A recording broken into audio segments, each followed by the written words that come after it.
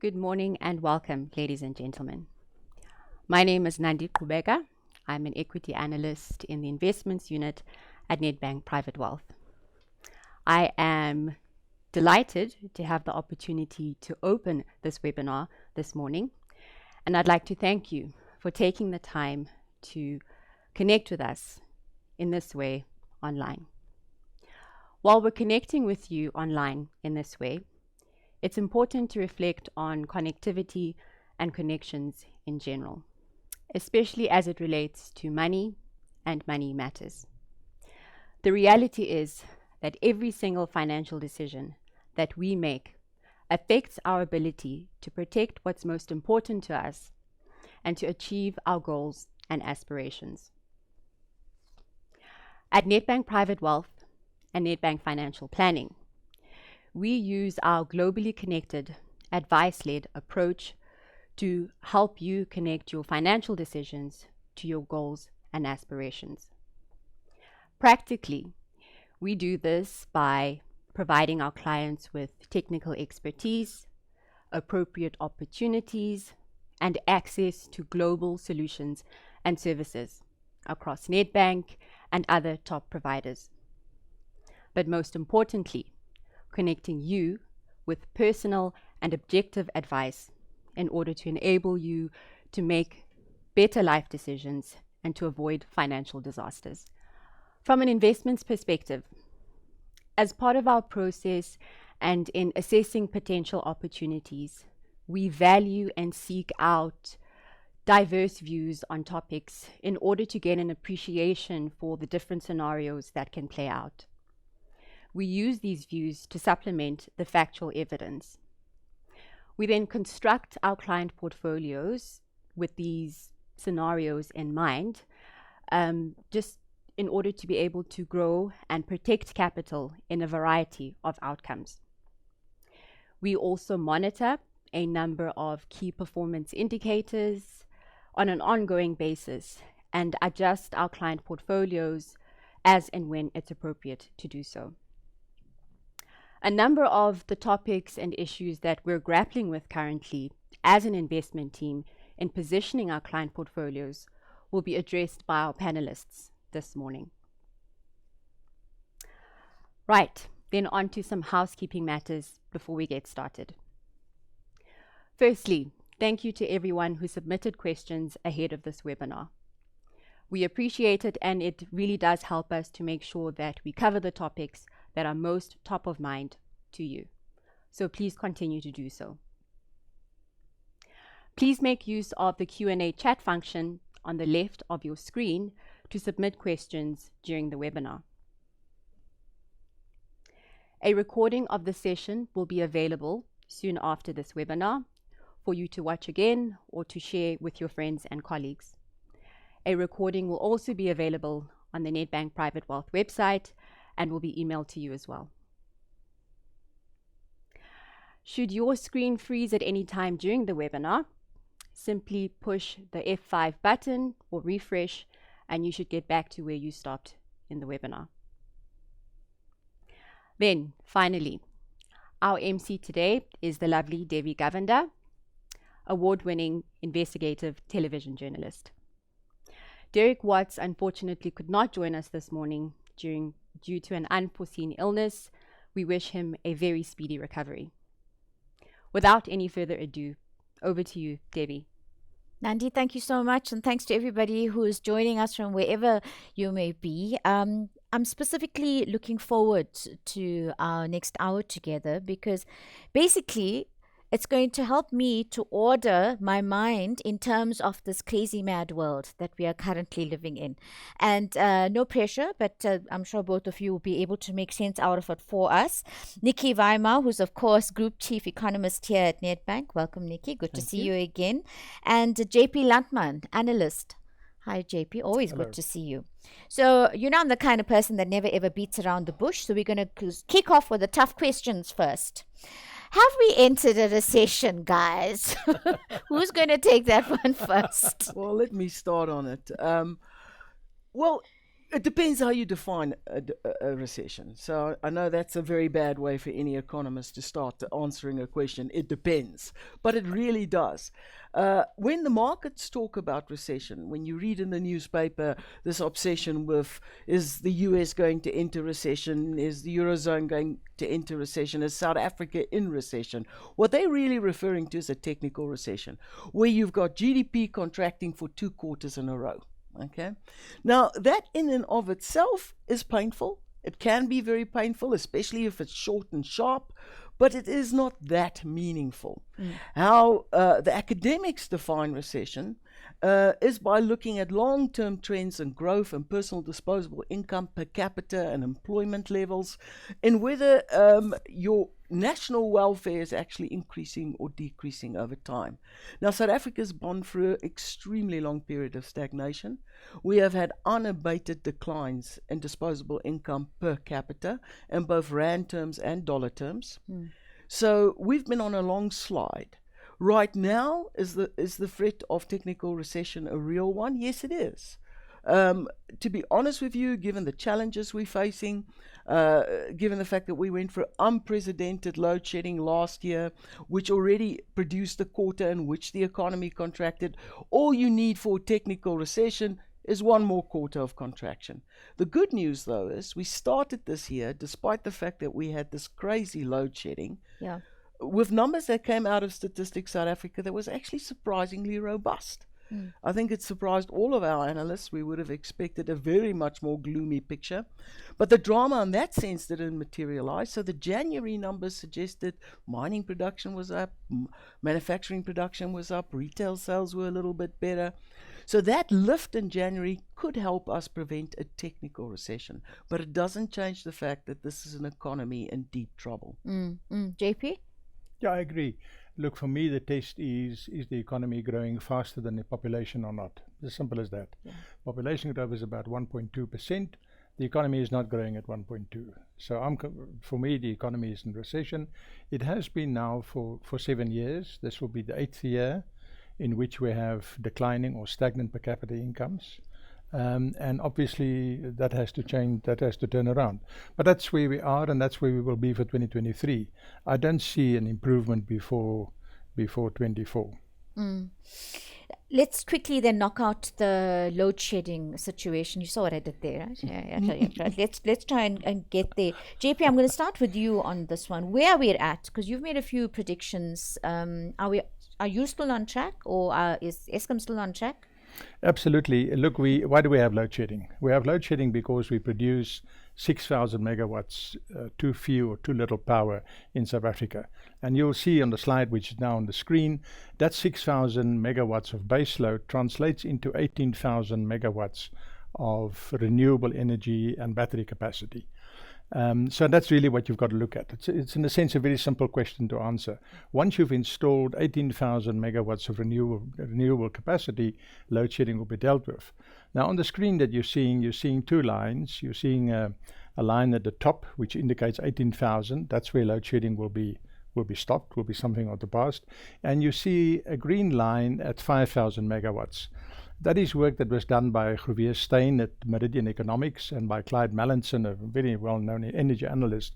And both of them arrived at the same number. That if you install only 5,000 megawatts of renewables, then you can cut load shedding by 61%. So those are your 2 benchmarks.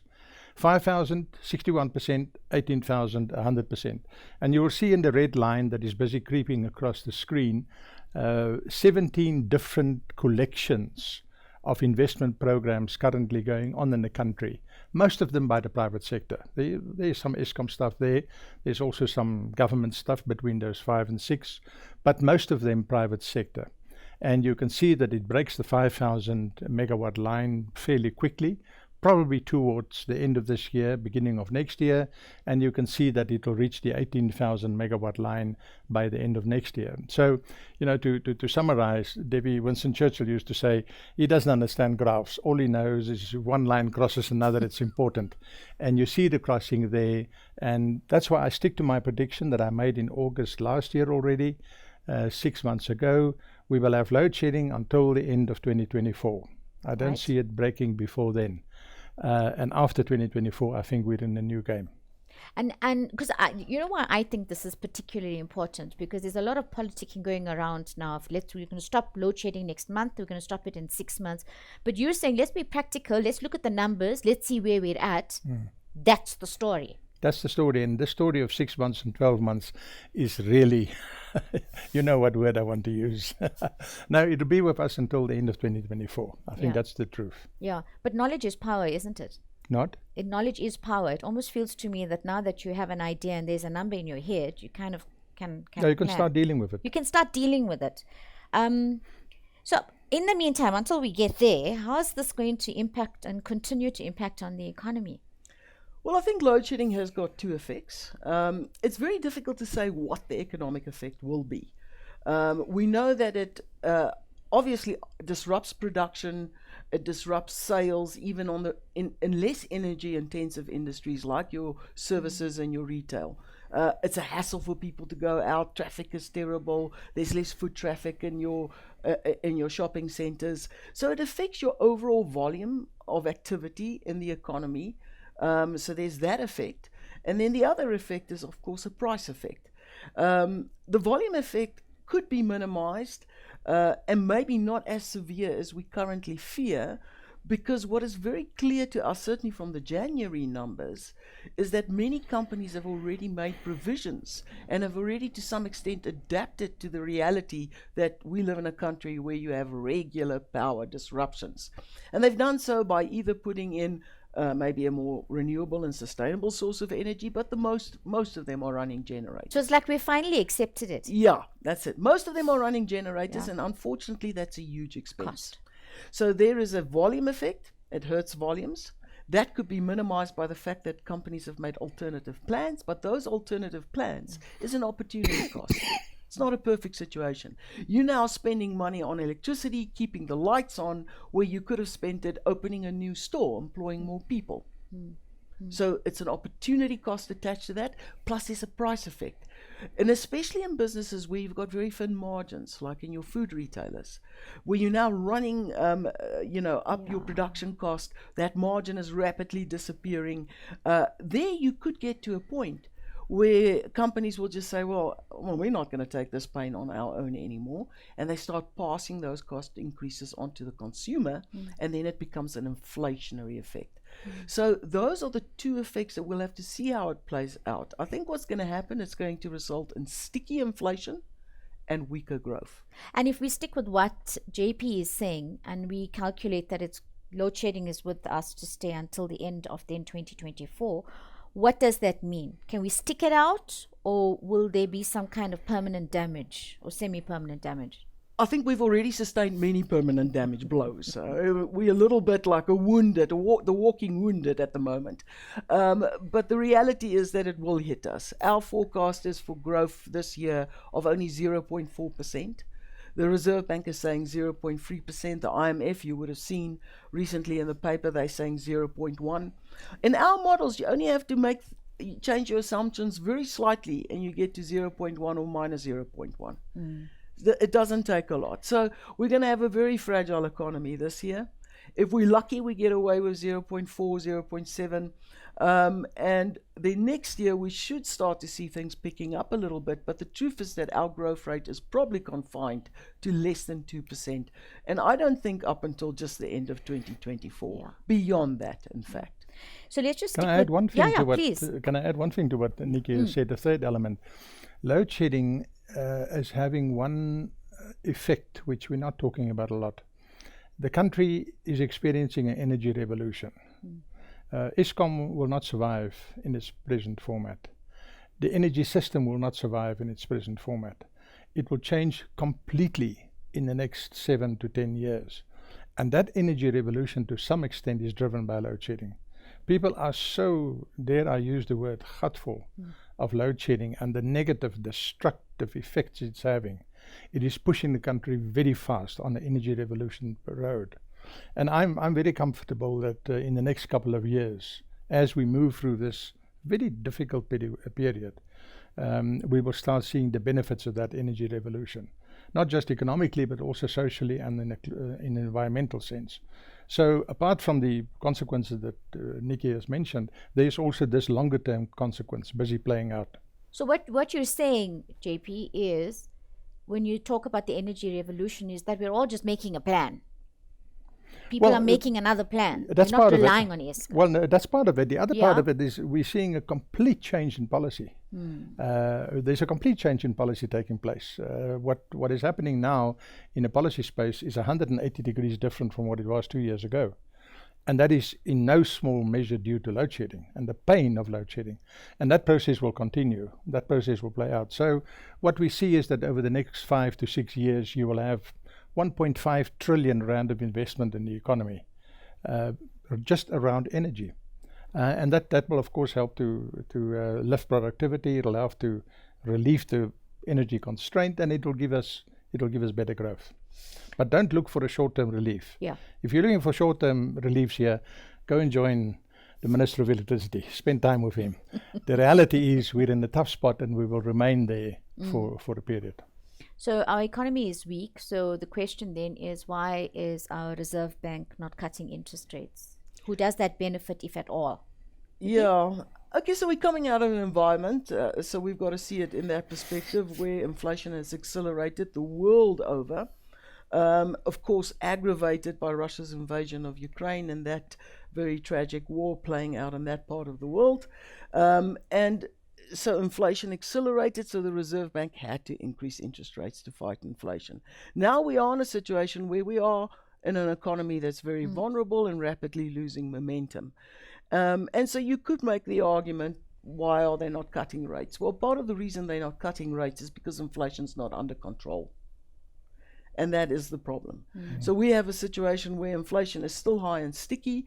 The outcome of the February inflation numbers was that instead of receding further, which is what everyone kind of anticipated, well, we didn't anticipate it would recede. We anticipated it would be steady. Inflation went up from 6.9 to 7%. It's only a slight increase, but it's suggesting there's stickiness. If you break it down, the story on the inflation front looks a little bit more worrying. You've got core inflation actually accelerating. So if you strip out food prices and you strip out electricity cost, then essentially you've got a situation where core inflation is accelerating, rising above 5%. You've got services inflation gaining momentum. So this is suggesting that your inflationary pressures are now becoming more broad-based than just food and just energy. And at the same time, you've got food inflation now over 14%, which is devastating for the poor. So there's no perfect way of fighting inflation. There's only a painful way.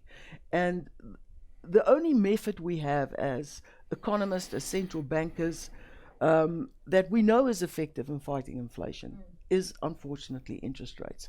So the Reserve Bank has this very difficult balancing act.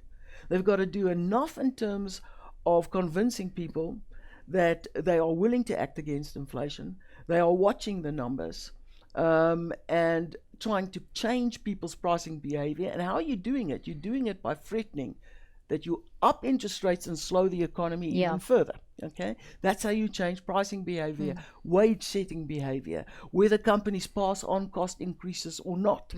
So it's that subtle game they've got to play, while at the same time not overdoing it, and that you weaken an already weak economic situation even further. So that's the reason why we haven't got a situation where they're cutting rates. JP, let's just jump globally now on the inflation issue. So we're talking inflation rates, in high interest rates, and that contributing now to the recent global banking failures. But then now, do we see an overspill here locally? Could there be? Well, we've seen an overspill certainly in inflation, Yeah. food inflation that Nicky has mentioned. We haven't seen it in the banking crisis, and I think that's an important point to remember. I absolutely agree with Nicky. The Reserve Bank has to fight inflation. The people in this country that are the hardest hit by inflation are poor people. Yeah. Wealthy people, people with assets, they benefit from inflation. Poor people don't. And the normal argument for lowering interest rates is you want to stimulate growth. Growth will not come from low interest rates. Growth will come from having electricity, from fixing the ports, from fixing the railway lines. Those are the things that will give us growth, not lower interest rates. So I actually think the South African Reserve Bank has been very good better than some of its international peers. The Federal Reserve in America clung to this thing called transitory inflation. It turned out to be a huge mistake. They really just got it wrong. Our bank did not get it wrong. They were one of the very first to start increasing rates. We'll see where they stop, but I'm very happy with our monetary authorities. I think they're doing well. And unfortunately, as Nicky has said, there is no easy or painless way of beating inflation. There's only a painful way. You know, and there's only interest rates. We've tried, the world has tried wage and price control. We tried it in the 70s, we tried it in the 80s, didn't work. So all we have are interest rates, and I think the bank is handling it well. Nicky, on grey listing, what's effect on business owners in terms of the cross-border transactions? Well, we had the short-term effect, which was a very significant outflow of capital from the South African economy. So there are certain investors that are not willing to put their money in countries that are on the grey list.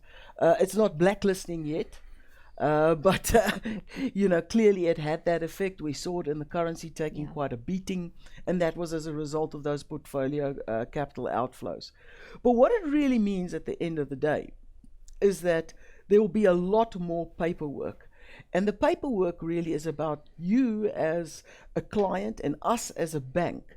In any kind of cross-border transactions, whether it be trade, whether it be investment flows, you have to be able to prove without a doubt where your income is coming from. And so it's the paperwork that is going to increase quite significantly. But it's not a bad thing if you think about it.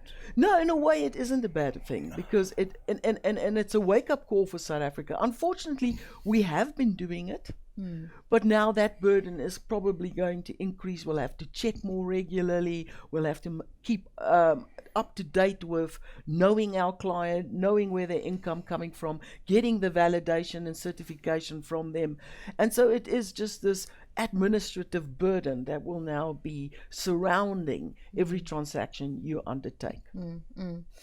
So the elephant in the room, of course, is the rand. Can it get even weaker? Straight question, JP. You're going to take this first. Well, fell from mid 14 to mid 18 to the dollar. And the question that has been coming through a lot from our online audience right now is, when exactly do you think we're going to get back to original numbers and we can stick at mid 14 for this discussion? You mean numbers on the rand? On the rand. No, look, I stick with previous governor of the Bank of England, Eddie George, used to say, predicting the currency is a mug's game. I don't do a mug's game. I don't know where it will go. It'll go up and it'll go down. That's it. I tried, guys. I did try on your behalf. Okay, I'll take that. Yeah. We unfortunately don't have the luxury to say that. We actually have to put a number behind a time period. Listen, the rand at the moment, I think, has a very uncertain future still. It's pulling back at the moment, in fact. It's moving closer towards 18 to the US dollar. The problem here is that a lot of things are in flux. We've had this turmoil in the global banking industry, which, by the way, is very specific to rich countries. They are the only countries that have enjoyed exceptionally low interest rates for an exceptionally long period of time, and now have to make a very big leap in adjusting to that. And that's obviously resulted in certain distortions. But it is a worry, because it's a confidence trick. And once confidence is gone, this thing can result in contagion. And that is obviously going to be something that results in greater risk aversion. And when you've got a risk aversion, it is always bad for all emerging market currencies. So while that's still simmering in the background, and while the markets are still uncertain as to when the US Federal Reserve will stop hiking interest rates, in other words, once that peak in US interest rates are behind us, I do think the rand has the potential of pulling back. Because the bad news is already in it. It's priced in. But to what level is very difficult to say. Our view is that the rand ends the year against the US dollar at around 17.50, and then stabilizes at that level and strengthens during the course of next year as we start to get a little bit of growth back into the system. And so we see the rand ending next year slightly below 17 to the US dollar. Are we going to go back to 14? I don't see that, Debbie. I'm sorry, I just don't see that. Yeah. But I mean, that's the straight answer. Because I mean, I have I can't say sympathy because I know you both love your jobs, but I do have a little bit of sympathy for where you're at, because you get asked these kinds of questions all the time as if you're going to now pull out the silver bullet and we're all going to be happy clappy after that. Doesn't work like that. No, unfortunately. It's the long game. With the It's a rand, long you game. can Long game. literally put It's a in a long game. forecast. You can go for a cup of coffee. Your forecast will already be wrong. No, we've seen that happen a few times. Yeah. We've seen Christmas holidays take a different turn. Let's jump now to Paul Mashatile, our Deputy President. What do we know about him? What kind of leader is he? If he takes over, though, what could it mean? I think there are four things. The one is he has some questions from his past hanging over him, as you would have seen this last week in various media outlets. Now, those things may be serious or not, and it may trip him or not, but there are certainly questions that he would have to live down and answer in the public mind.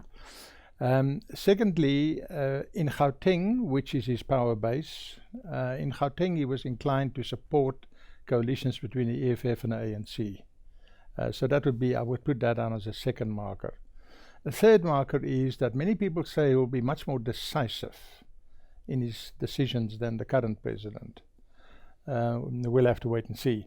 And I think the fourth thing that one must say and give him some credit for, he was one of the very few people who stood up against Zuma in the Zuma era, and for that he was dismissed not once but twice by Zuma, but he stood up against him.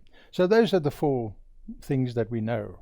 Now you can configure them together and try and decide what kind of a president he would be, but we don't know much more than that.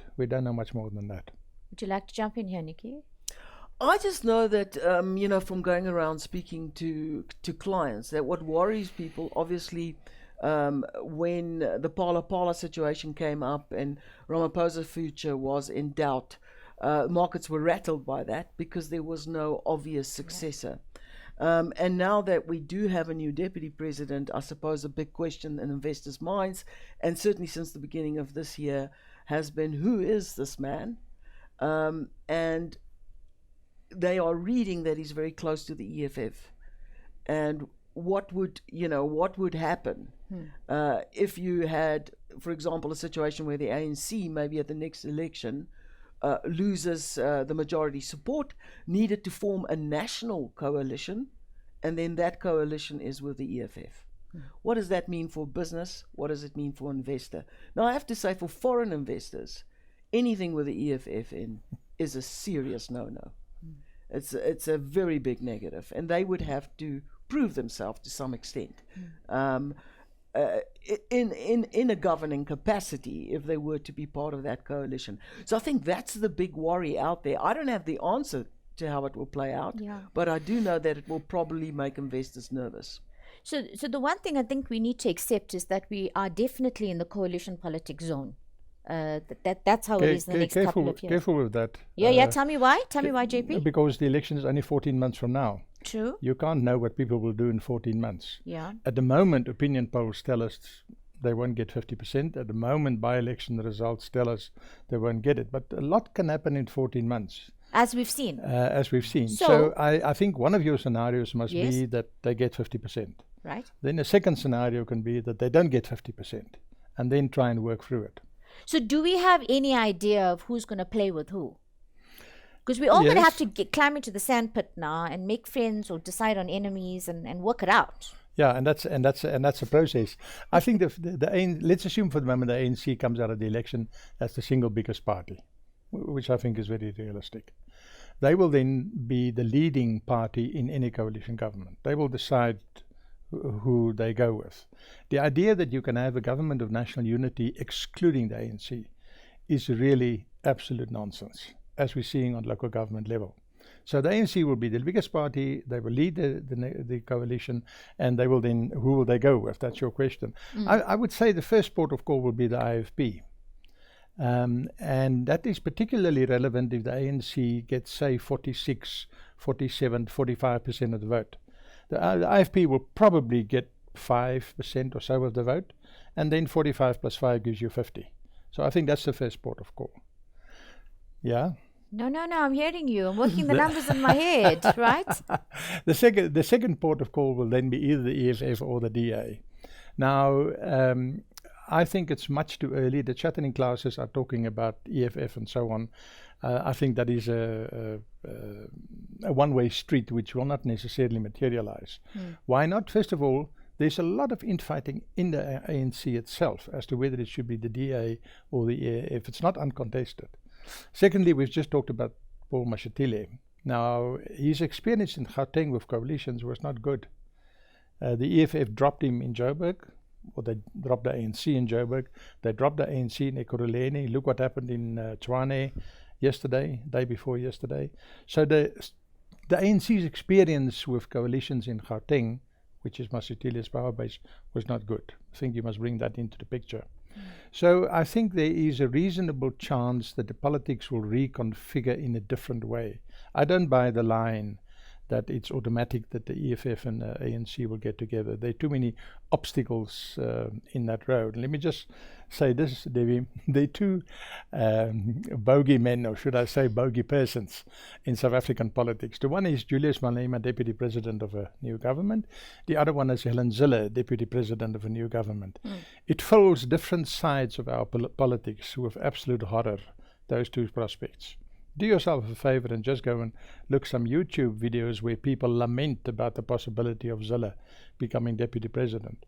I think in South Africa, polarizing figures like that are not going to go all the way. South Africans are basically moderate. South Africans are not radical. And you see it clearly expressed in electoral numbers. So I wouldn't waste too much time on those two prospects of either Julius or Helen becoming deputy president. Nicky, I think when people hear coalition politics now, if we look at the past examples, it's not always been quite positive. There's been a lot of infighting, a lot of drama. So maybe as South Africans, we need to start changing our mindset and just think a bit wider. Yeah, I think because that's the boogeyman sometimes in the room. When you say the listen, CP word, I am by no means a political insider. JP is here for that specific reason. But my sense is, yes, coalitions haven't worked in our setup. We have no exercise with it. We've got no practice with it. We haven't learned how to make it work. But it is something we perhaps have to embrace, and we have to find a way of making them work. Because I do think political competition is a good thing. It's really the only way the electorate can keep the political leaders accountable at the end of the day. And we've had too little of it, and we are counting the costs as a result of a lack of accountability. Devi, I think if I may come in, I think Nicky's point about we must learn how to deal with it is an extremely important one. You know, the Germans, I've got to do this. The Germans had an election in September. The new government was only installed in December. There were 2 months and 2 weeks between the election and the handing over of government to the new guys. What happened in those 10 weeks? Well, the three coalition parties sat down and they negotiated an agreement. The English translation is 166 pages on how they're going to govern the country. That's what they spend the 10 weeks on. And you have, in spite of what should be a very fractious coalition, they're having a fairly effective government, handling the Ukraine war quite well. In the Netherlands, another example, they had a 57-page agreement. Now, compare that to what we do here. Overnight. We're just concerned on who is getting what job. Yes. Those two countries I've mentioned, the Netherlands and Germany, they were concerned with how we're going to do the job. And this difference between who and how is what we must still learn. Yeah, we haven't done that yet. So, and we've got to learn it quickly, because in spite of what I said that you must keep a 50% scenario, I think there's a good chance that we're moving into an era of coalition politics. But we can't do it the way we've done it up to now. We have to fundamentally redo it. Now, what does that mean? It means political parties must stop this nonsense of, I'm not going into coalition with this one, I'm not going into coalition with that one. You can't choose. The voters will choose, and you will follow the numbers. Yeah. You're right. We don't have a plan, but it's also because we've never done it before. Yeah, it's new terrain. New terrain, but we must learn sharp. Can't be hanging back and waiting. Politicians have too much of a focus about exactly as JP said, who gets what job. It's really about them rather than how do you run the country and how do you effectively run the country. So before we take questions from our online audience, I've just got one more that I need to ask here quickly. Straight up again, as we started. Let's start with you, Nicky. Are we a failed state, Nicky? I think we definitely a fractured state, without a doubt. I think I have touched down in places that I would describe as failed states, and I don't think we're quite there yet. So, and I know, speaking to a lot of embassies, from the Norwegian embassy all the way through to the British embassy, even they wouldn't quite yet describe us as a failed state. And these are people that have worked in many, many parts of the world, in many parts of Africa.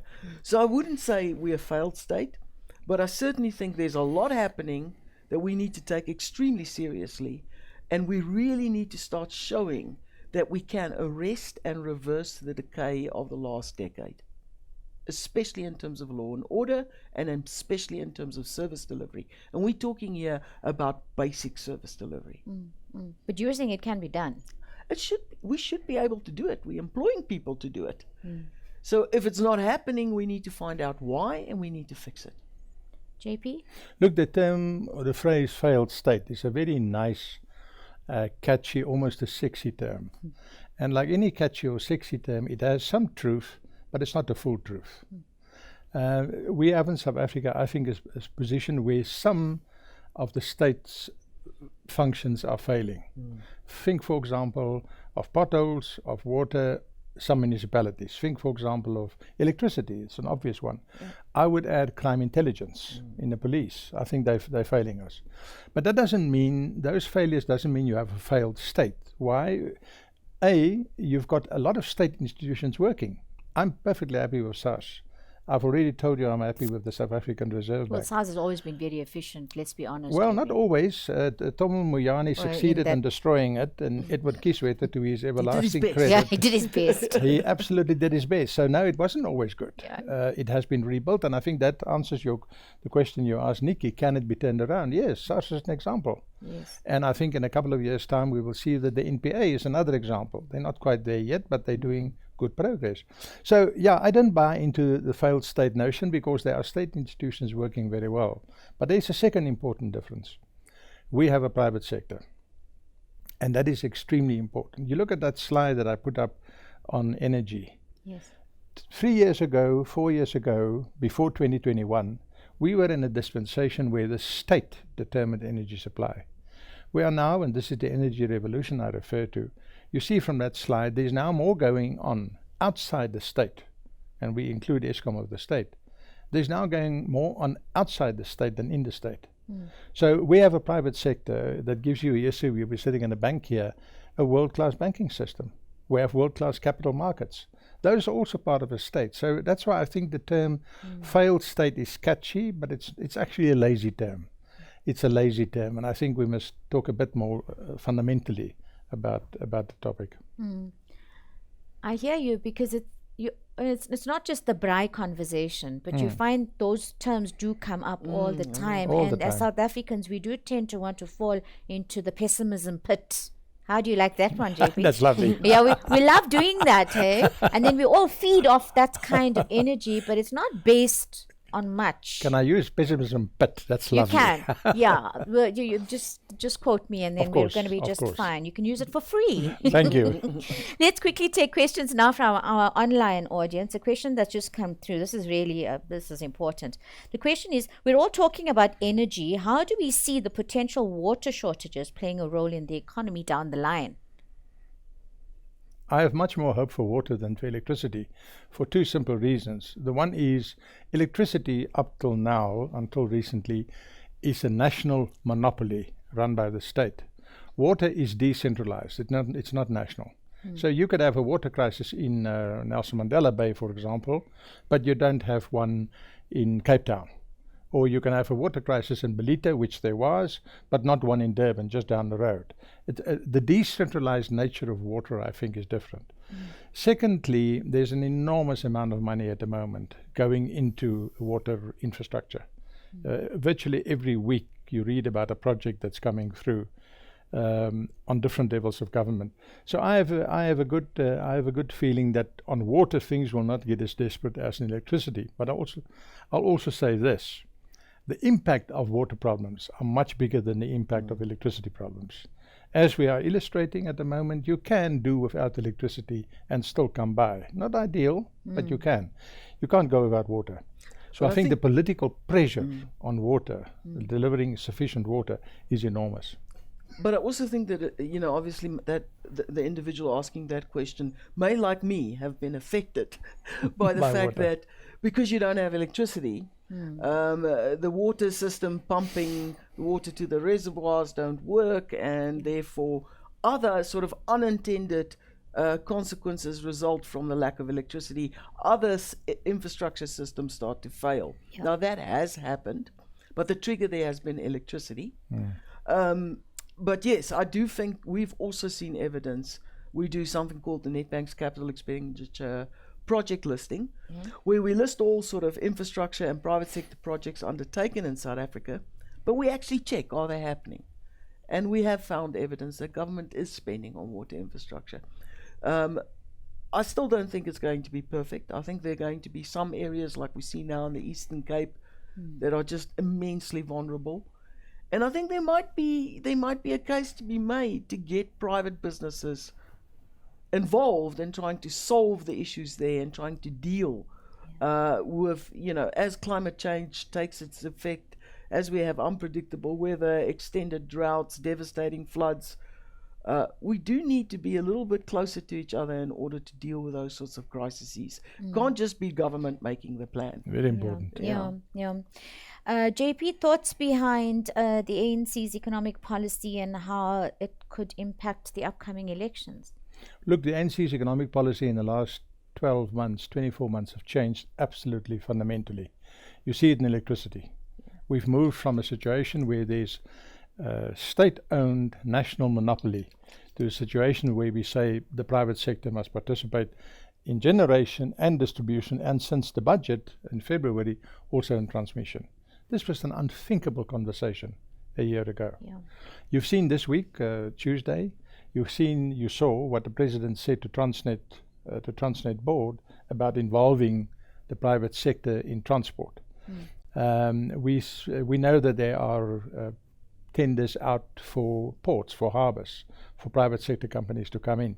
So what we're seeing is quite a massive change in policy from the state must do things to a policy where the private sector must come in and help do those things. Now that's a big story, because Devi, in this country for the last 150 years, we had an approach where the state does infrastructure. The state does the railways, the state does the ports, the state does electricity, the state does water, and so on and so forth. We're now moving to a dispensation where the state and the private sector does it. And it's happening almost by the week. So it's a big switch that is taking place. Is there pushback? There is pushback. You would have seen President Zuma, ex-President Zuma, complaining about it. You would have seen people in Parliament complaining about it. That is to be expected and normal. The fact is the train has left the station. The train has left the station, not just on trains, but also on ports and water and so on. So I think we're seeing a big changeover, and I think the way that'll play out in the next 3-4 years will be an increased investment. And increased investment will have the benefits that it brings. So there's a lot of questions coming through on investments, right? So I'm just going to summarize all of it. Summarize into one question. How do we position our investments for these various outcomes, and which outcome carries a higher probability of unfolding? Discuss for 20 marks. Your time starts now. Okay, so at Nedbank we also run scenarios. Yep. Okay, so we have a variety of stress scenarios. One of them might be a total blackout scenario. The other one might be a failed state scenario, using the lazy term, but we'll define what it means. And yeah, we would plan for that. So it's a little bit difficult to sum up for 20 marks exactly in this short space of time what it would mean. But I would say that if you're talking about your personal funds, you certainly need to prepare for volatility, and you're going to have it globally as well. And that means you do need to take up some insurance, and that comes in hard currency, in low risk type investments, whether it be money market funds, whether it be rich countries, gilts. You need an exposure to that. You need some insurance. And then other than that, I think that you need to, when you're looking at South Africa, you need to understand that certain industries will probably do better than others. And in the case where you've got load shedding, it tends to be services above, say, producers. But the catch for services, of course, is that they tend to operate on thinner margins. That is maybe where the problem comes. So my advice would be diversify, and certainly stock up on some low risk, solid assets. Yeah. JPU? No, I don't want to give investment advice. Nandi is much better with that. That's her speciality. But I agree in general with Nicky's comments. I think they're very valid. Yeah. A question that's come through quite a bit here. We have touched on it earlier. But JP, if you could take this one. Is an electricity minister useful or needed, and is it going to change our future? No. No, it's not needed. No, it's not useful. No, it's not going to change our future. Must I explain? No, actually, I think we get it. I think we just get it. I think the electricity minister and the state of disaster were the two pieces of what I call Ramaphosa populism. Yeah, it's some red meat that he threw to the dogs to keep them busy, and that diverted the attention. If you want to see the populist side of Ramaphosa, that was it. I think in real life it'll make no difference. And then the other question that's coming out quite a bit is the question around possible total blackouts. I know you're not, 100%, you're not running Eskom, although we could wish it was that, but I'm asking, is that a real scenario, or is it still that pessimism pit situation? It almost happened in February. All right. So because it almost happened and the grid almost shut down, the grid is set to shut down automatically when the drawdown on the grid exceeds the supply to a certain margin. So you can avoid that sort of situation where you can't switch it on easily again. All right. So that's how the grid is set up. So in February, it apparently almost happened. And that's why they've got all of these scenarios now. So you may have read about the introduction of load shedding stage 7, stage 8. It is to prepare for winter where they anticipate it's going to be a difficult winter, or Eskom anticipates it will be a difficult winter. And so after that experience in February was almost like a wake-up call. They said, okay, we need to find a mechanism to cope if we find ourselves in that situation again. And we need to get business in general ready to prepared, to become prepared for if that happens. So we've all been kind of roped in, and part of the operational risk is saying, all right, if the power goes out totally, how do we as banks, for example, continue to keep the lights on, keep people's money safe, make sure that lending continues, that the whole process of running a bank continues uninterrupted. And I believe they've been doing that in different industries. Yeah. Food production is even more important, those sorts of things. So it's really a contingency. Given that there was apparently a scare in February. So people are putting in place contingency plans. Yeah. JP? A week ago, I would have given you a different answer. As long as we have load shedding, the chances of a blackout are minimal. That's why you have load shedding. And the higher the load shedding, the less the chances. So in February, we went up to stage 6, which is unusual for us. What I don't like the last week or 10 days is the fact that there's such limited load shedding, because that raises in my mind the suspicion that there is a manipulation of the load shedding schedule. And I haven't seen it anywhere else but Netwerk 24, which is one of the better places to read, Devi. You must brush up on your language of liberation. Ek sal, meneer, ek sal. Dis nogal goed, hoor. Ja. Has been running 2 or 3 articles the last few days about how the reserve margin is no longer, the generation reserve margin is no longer 15%, but 6%. Now, I don't like that. I don't like the fact that we don't have as much load shedding as we used to. The purpose of load shedding is to avoid a blackout. Now, if you have less load shedding, then obviously you increase that risk. And secondly, this reserve margin story for me is a bit perturbing. So a week ago, I would have said to you, no, I really don't think there's a blackout story. Given these two developments, I'm a little bit more And do you think that reluctant. the fact that they're now doing that has anything to do with the electricity minister? The fact that we suddenly have less load shedding. Well, now. No, I'm just So- saying. You see, putting it out there, you see just the wondering openly. the critical thing is what's happening on the East Rand in the control room that determines these things. Now, there's a woman in charge there. She's very, very good. As long as she can do her job, I think we're fine.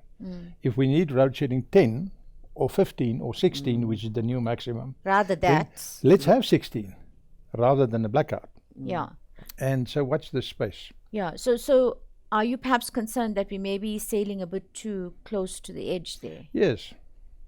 Yes, I would be much more comfortable with a 15% Yeah. margin Yeah. than a 6% margin. You really make me think, JP, because when I look at a load shedding schedule for the week, I get excited that there's not No as load much shedding. as No, last I think week. it's bad news. But what you're saying is don't get excited because there's a reason for it and it's not always good. But you know, what do I know about electricity? Remember that. I'm just a political analyst.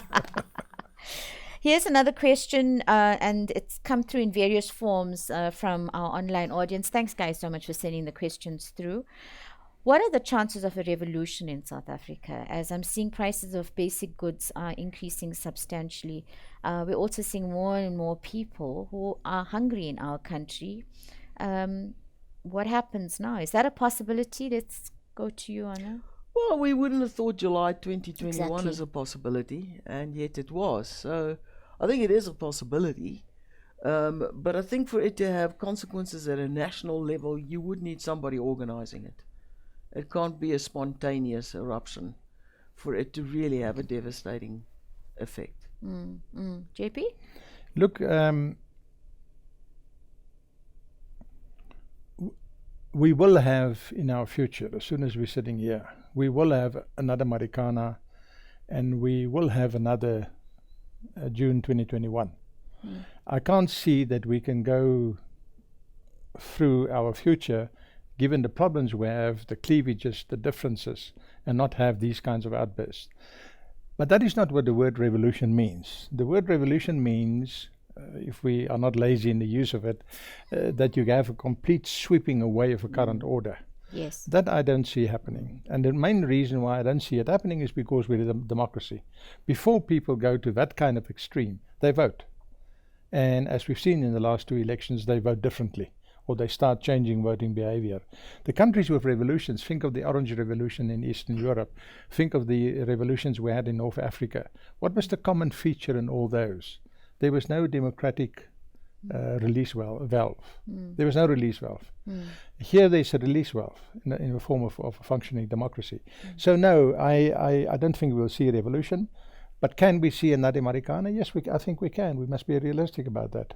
And can we see more looting? Because I hear what you're saying about the lazy use of words sometimes. Can we see more of that as people become hungry, become fed up with the lack of service delivery, and then you see it across the country? We have a lot of that every single day. We have a lot of that anyway. That's happening. And linked to that crime, breaking in and stealing and so on. It's also a form of looting. So yes, I think that's an expression of the social problems we have in society, and the deep deprivation that many people suffer, and we will live with those tensions as we have done. So bearing everything that we have heard over the last 45-50 minutes, let's just try and sum up now. What are we saying, guys? Are they still positives and keeping it quite straight? We understand what the difficulties are and what lies ahead, but is there some silver lining there for us? I think for me the silver lining, even in the numbers at this point, is yes, we're facing a difficult time. We're going to have a year in which economic growth will undoubtedly suffer as a result of these big structural problems we have, whether it be electricity, whether it be road, rail, port infrastructure. But I think the silver lining is the resilience of the private sector and the adaptability of the private sector. We saw it in the middle of the pandemic, and we are seeing it again. Before I come to you on this one, tough times, because I've always said this, in good times we are so busy chewing the fat that we don't innovate. It's only when your back is against the wall that you start thinking creatively. And I think we all need to migrate to a system where in good times we're also thinking about scenario not just planning. Have necessarity being the mother of invention or something like that. Yes. Yeah. So you got to think about the times when there's no scarp chops, is what I'm saying, and you've got to prepare then for that. Yeah. So where's the opportunity here? Because there's still opportunity in these times.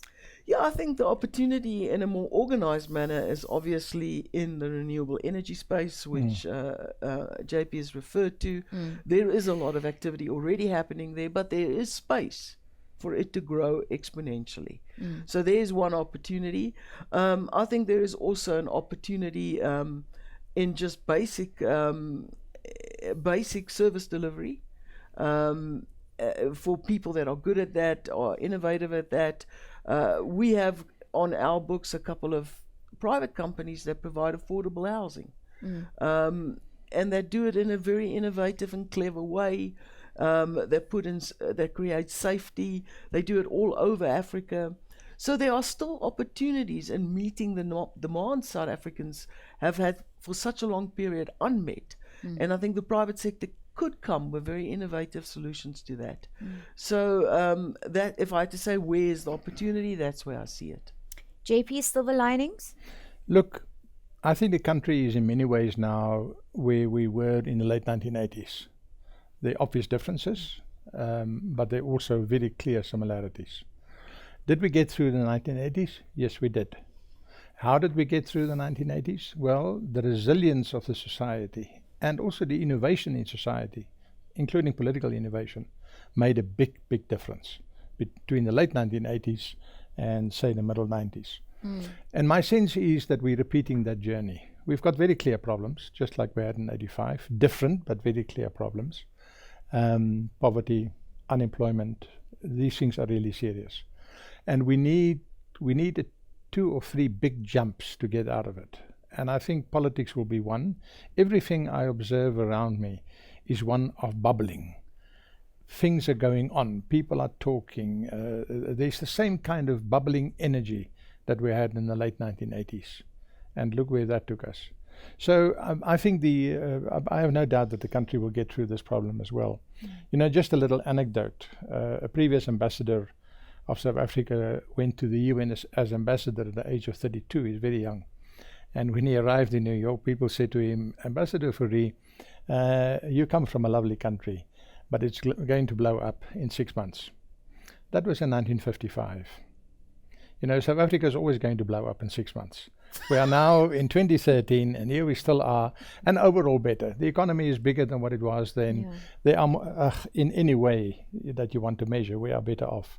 And I think that journey is just continuing. Are we in a difficult spot? No doubt. Can we get through it like we always have? Yes. A fabulous way to end. JP, thank you so much. Nicky, been great. I really enjoyed this. I leave this room smarter for it. Thanks very much. We hand back now to Nandi. Thank you, Devi, for facilitating a very interesting discussion.